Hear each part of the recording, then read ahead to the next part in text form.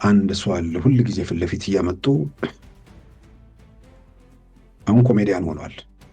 ሚልኬሳ የሚባል ዶክተር ሚልኬሳ አንዳንዴ እንደው ይሄ ሰውዬ የሚናገረውን ነገር ሰምቶ ፒኤችዲውን የሰራው ባለማወቅ ነው ወይ ብሎ የሚል ጥያቄ ያስነሳል። ሁሌ አስገራሚ ነገር የሚናገር ሰው ነው። ጠቅላይ ሚኒስትር አብይን ከኦሮሞነት አወጣ፣ ከኢትዮጵያዊነት አወጣ፣ ምናምን አደረገና ውጭ ሀገር ዜጋ አደረጋቸው። ትንሽ ፌዙን ቀልዱን በረታበት መሰለኝ፣ ጠፍቶ ነበር። አሁን ደግሞ መጣና $1 ቢሊዮን በሻንጣ የሚልስ ነገር መጣ። ይሄ ሰውዬ ሻንጣ ምን ያህል እንደሚይዝ ሻንጣ ኤንትሬ ነው ከነተሳቢው።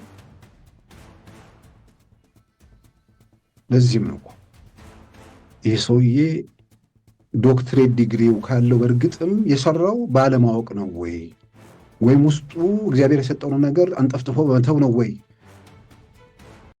ጠቅላይ ሚኒስትሩ ከአንተ ጋር ብቻ ነው የማወራው ብሎ ከፕሬዝዳንት ታደሰ ወረደ ጋር ብቻ ለማውራት ፈቃደኛ እንደሆነ፣ ሌሎችን ግን ማውራት እንደማይፈልግ ማናገር እንደማይፈልግ ተናግሯል። ዋናው የተናገረበት ምክንያት ምንድነው? ህወሓት እኔን እንደ ጠላት ነው የሚወስደኝ፣ እንደ ጠላት ነው የሚያየኝ። እንደ ጠላት ከሚያየኝ ህወሓት ጋር መነጋገር አልፈልግም ነው ያላቸው። እነሱ ማናገር አልቻለበት ምክንያት ህወሓት እኔን እንደ ጠላት እየወሰደኝ፣ እንደ ጠላት ነህ እያለኝ፣ እንደ ጠላት ከሚያየኝ ጋር ደግሞ አልነጋገርም አለ። ኖርማሊ ጤነኛ መንግስት፣ ጤነኛ ሀገር፣ ጤነኛ ጠቅላይ ሚኒስትር ቢሆን ኖሮ ወዳጅ ከሆነማ አይነጋገርም። ጤነኛ ጠላቴ ነው ከሚለው ጋር ለውይይት የምትመጣው ልዩነት ካለ ነው። የሀሳብ ልዩነት፣ የሀሳብ አለመጣጣም ጉዳይ፣ የአጀንዳ ልዩነት ካለ ከሱ ጋር ነው ቁጭ ብለህ የምትወያየው። ከጌታቸው ረዳ ጋር ምን የሚያወያየ ነገር አለው? አብይ አህመድ ምን ልዩነት አላቸው? ከበለጠ ሞላ ጋር ምን ውይይት ያስፈልጓል? ከሬድዋን ሁሴን ጋር ምን ውይይት ያስፈልጓል? ከአረጋ ከበደ ጋር ምን ውይይት ያስፈልጓል? አብረዋል። ሰላም አንድ ናቸው። አንድ መዋቅር፣ አንድ ሹመት፣ አንድ ምናምን ናቸው። ምን ትወያያል? ከዛዲግ ጋር ምን ይወያያል? ልዩነት ካለው ልዩነት አለኝ ብሎ እንደ ጠላት የምትተያይ ከሆነ ግን ቁጭ ብለን እንነጋገር ብሎ የምትወያየው የሀሳብ ልዩነት ካለ አካል ነው። ሌላ ምንድነው በጣም ኢንትረስቲንግ ተናገረው የተባለው አብይ ተዳክሟል፣ ፌዴራል መንግስት ተዳክሟል፣ ብልጽግና ተዳክሟል የሚል ግምገማ ነው ያለው ህወሓት። እናንተ እንደዛ ብላችሁ የምትገመግሙት፣ እኔ ግን የሚታይ እና የማይታይ ያለኝ አቅም አለኝ። ኢንቪዚብል የሆነ የማይታይ የሆነ አቅም አለኝ። ይሄን ልትረዱት ይገባል እንዳለው ሰምተናል። የሚባል ብሔር የለም ሲልህ የነበረ ፖለቲከኛ የአማራ ተቆርቋሪ መስሎ ፊት ለፊት መጣ ማለት ነው። በኢትዮጵያ ላይ ከፍተኛ በደል የፈጸሙ በደርግ ሰዓትም ከዚያ በፊትም በነበሩ መንግስታት ትልልቅ የኢትዮጵያ ምሁራንን የበሉ ሰዎች ዛሬ ላይ የትግሉ ፊታውራሪ ሆነው መጥተዋል ማለት ነው።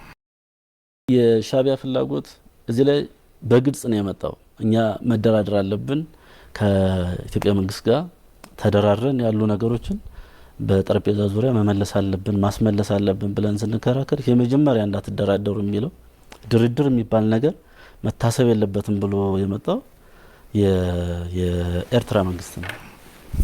የምትደራደሩ ከሆነ ድጋፌን አቆማለሁ ነው ያላቸው።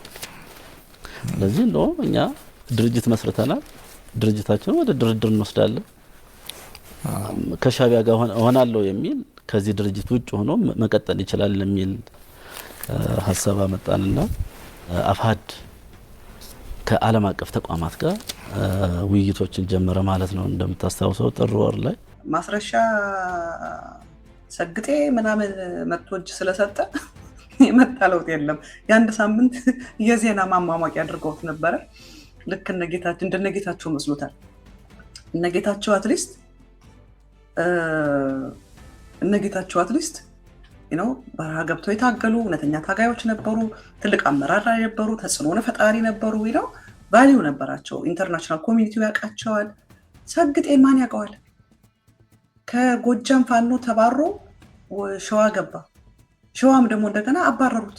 ሰግጤ ማንም ያውቀው የለም። መርሻ ተናገረ። ማረሻ ነው መርሻ ነው ማስረሻ ተናገረ አልተናገረ፣ የሚዲያ ጋጋታ ተደረገለት አልተደረገለት፣ ወጭም ዶጭም አይልበትም። ፋኖ ሁልጊዜ አብይ አህመድ የተጣለን ማንሳት ነው ስራው። በቃ ጋርቤጅ ውስጥ የገባን እያወጣ አኳኩሎ ሜካፕ አድርጎ ድምፅ ማጉያ ምናምን ሰብስቦ ነው የሚያቀርባቸው። ምንም ሰግጥ የሚያመጣው ለውጥ የለውም።